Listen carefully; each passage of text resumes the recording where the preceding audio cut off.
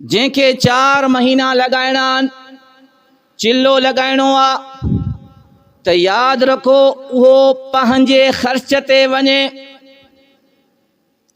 ऐं उन जे लाइ बि सफ़र जो समूरो ख़र्च हुजेसि ऐं जॾहिं वापसि अचे त एतिरे टाइम जो घर वारनि खे ख़र्च ॾेई वञे। बाज़ मरतबा कुझु माण्हू ख़ाली हथ तबलीग हलनि था, माण्हुनि खे सवाल कंदो, कंहिंखो 1000, कंहिंखो 2000, कंहिंखो 500।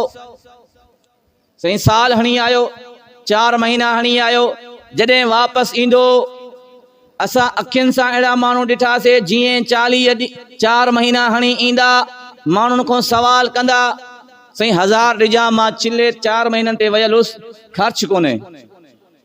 साईं 500 ॾिजां, मां हाणे 4 महीना हणी आयो आहियां, मां वटि ख़र्च न आहे, घर में सौदो न आहे, ॿार बीमार आहिनि।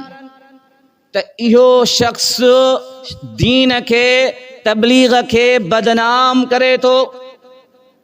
जंहिंखो सवाल कंदो त मां 4 महीना हणी मोटी आयो आहियां, मां वटि पैसा न आहिनि, मूंखे पैसा ॾे, त ॿुधण वारे शख़्स जे दिलि में छा तबलीग जी मोहबत पैदा थींदी?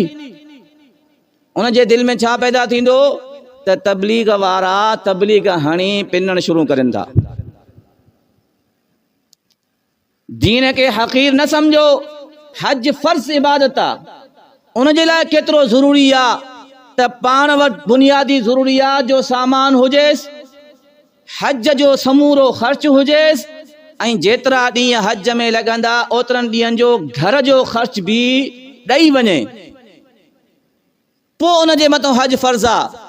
जेके माण्हू ॿियनि खां पिनी करे हज जे लाइ वञनि था, इन जे हज जी अल्लाह खे काई लोड़ न।